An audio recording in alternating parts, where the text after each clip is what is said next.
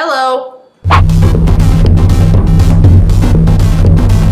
If you did not know, I recently made a cross-country move from Maryland over to Los Angeles by myself. But before that, I had lived with my parents my entire life. I even lived at home in college.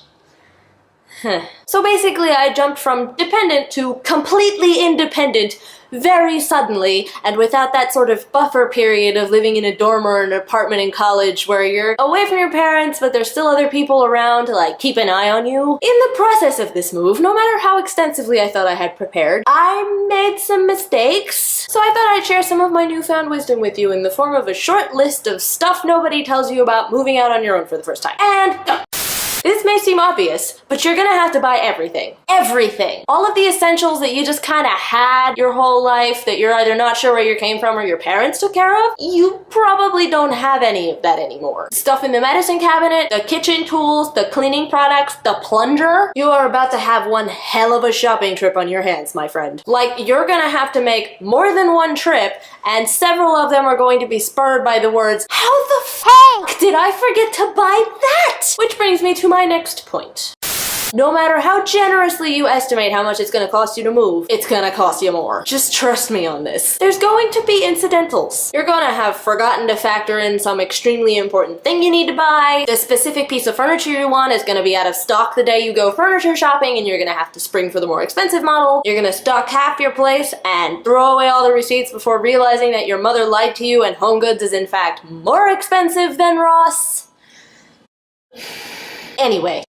Have someone help you. I know asking your friends to help you move is a pain, and nobody ever wants to do it, but suck it up and offer some kind of reward or incentive so that people will come and give you some help, like provide food and or booze, depending on how old you are, because people like that stuff, so that you can have a few extra bodies and brains around to help you out, because you're gonna need them, and not just for the extra manpower in like moving heavy objects around. You know what happened on my first night in my new place? I slept on the floor. I spent most of my move-in day shopping for housewares alone, and I actually got so bogged down in trying to remember all of the little things from point number 1 that I forgot to make time to buy a bed. By the time Alex had joined me to help me shop, and we remembered this little detail, all of the mattress stores had closed. Do not make my mistakes, friends. Now, once you're all moved in and that adrenaline and excitement of getting your own place starts to wear off, you're gonna get lonely. Like, I don't care how completely horrible your previous situation might have been or how otherwise ecstatic you are about living on your own, it's gonna be weird. One day you're gonna really notice the fact that there are no other life forms in your home with you for the very first time, and you might cry, and you're gonna freak out, and that is okay. Because moving out on your own is a big change. And no matter your reasons for doing it, it's gonna feel super weird for a while. But just cry it out, invite a friend over, hug a stuffed animal, call your mom, I don't know, whatever you gotta do. Remember your reasons for making this move, and just know that it's gonna pass, and you're gonna get used to this. Because humans are adaptable creatures, and everything's gonna be okay. And if you're still struggling with your newfound independence, just remember all the perks you can now enjoy. You don't have to share anything with anyone.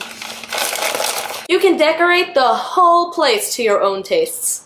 You can stay up all night marathoning TV shows and nobody's gonna tell you to turn it off and go to bed. And of course you can do whatever weird you like to do when you think nobody's watching.